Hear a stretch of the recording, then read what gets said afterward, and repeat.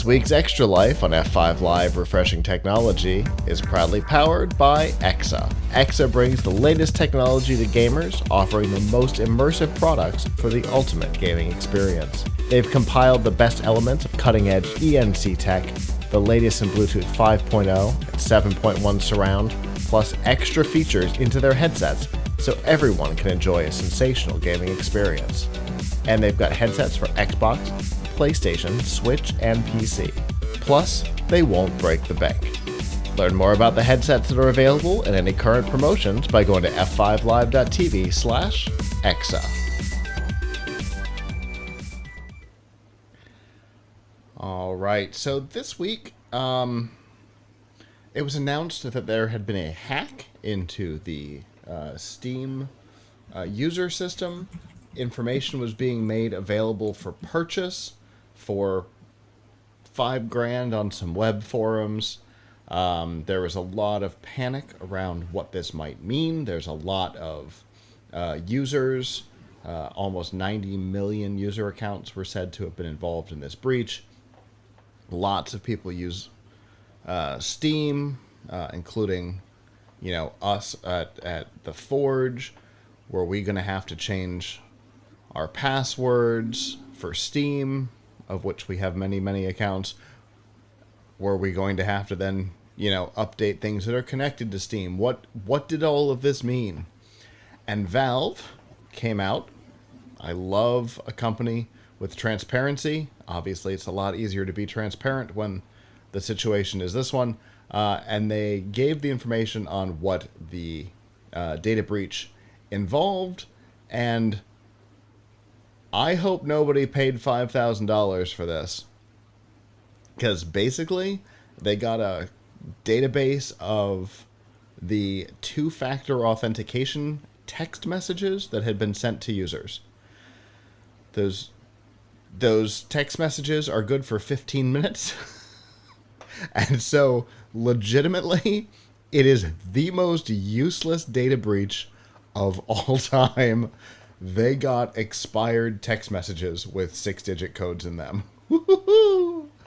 I guess you shouldn't try to buy hacked information, huh? Yeah, it this case in particular, I mean, you should never do it because that's its own issue. But this one is comically useless. Really, really funny. So, here's what is been said to have been included in the log. Phone numbers, but not attached to anything. So we know how phone numbers work. They're 10 digits. You can just randomly choose phone numbers. No account information that they're attached to. So you've got a phone number. You've got the SMS logs. And unless you have ever replied to the two-factor authentication text messages sent by Valve, all you're dealing with is two-factor authentications, and then the actual two-factor authentication texts, and that's it. That's the whole collection. So, I guess I felt the need to talk about it because it's so funny and so unbelievably worthless, but it does also remind us that companies that are transparent about a data breach, again, it's a whole lot easier to be transparent when what was stolen was nothing than, say, Yahoo. But transparency is good. If something has happened, let people know, because it allows us all to prepare for the worst and hope for the best, right? You could have every Yahoo account that had ever been created breached with all the information ever recorded, or you could have expired text messages. So being transparent does allow us to prepare for that worst case scenario, for the Yahoo scenario, and hope for the Valve scenario here. So, but yeah, thank you, Valve, for being so quick about being open about it.